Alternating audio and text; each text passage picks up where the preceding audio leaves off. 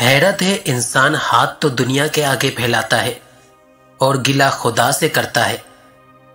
نکاح سے پہلے لڑکی کو دیکھ لینا سنت ہے۔ جس نے عورت کو دیکھے بغیر نکاح کیا اس کا انجام غم اور پریشانی ہے۔ کسی کونے میں بیٹھا زبان بریدہ گونگا بہرا شخص اس آدمی سے بہتر ہے جس کی زبان قابو میں نہ ہو۔ پنجرے میں پیدا ہونے والے پرندوں کو لگتا ہے کہ اڑنا ایک بیماری ہے۔ دنیا میں سب سے زیادہ نفرتوں کا سامنا سچ بولنے والوں کو کرنا پڑتا ہے۔ جو وقت گزر گیا اس کو یاد کر کے کچھ اصول بنا لے۔ جو وقت باقی رہ گیا ہے وہ بہتر ہو جائے گا۔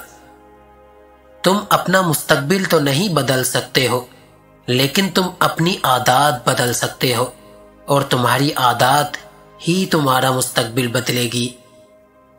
جو لڑکیاں بال باندھ کر رکھنے کی عادی ہوتی ہیں ان میں یہ خوبی ہوتی ہے کہ وہ سلیقہ مند ہوتی ہیں۔ سقراط کے سامنے ایک آدمی نہایت ہی خوبرو اعلیٰ پوشاک کمال حلیہ اٹلاتا ہوا آیا تو سقراط بولا، کچھ بولیے تاکہ آپ کی قابلیت معلوم ہو۔ جب سقراط کو یونان کا سب سے عقل مند شخص قرار دیا گیا تو اس پر وہ بولا، جو سب سے زیادہ اپنی جہالت سے باخبر ہے وہ ہی سب سے زیادہ عقل مند ہے۔ میرا یقین ہے کہ 100 سال کے اندر اگر یورپ میں کوئی اور مذہب ہوا تو وہ صرف اسلام ہوگا۔ جس نے کبھی کوئی غلطی نہیں کی اس نے کبھی کچھ نیا بھی نہیں کیا۔ ہر چیز مزاحیہ ہی دکھائی دیتی ہے جب تک وہ کسی دوسرے کے ساتھ ہو رہی ہو۔ وہ کام کرو جس میں تم خوش ہو، نہ کہ دنیا۔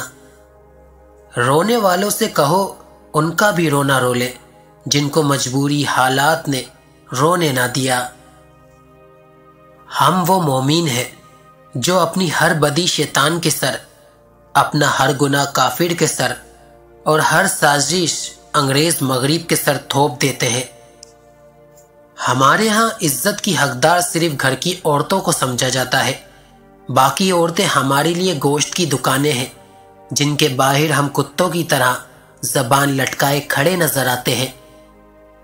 لہجہ لفظ کا ڈی این اے ہے جس سے نظر کا فطور، نیت کا کھوٹ اور دل کا چور پکڑا جاتا ہے۔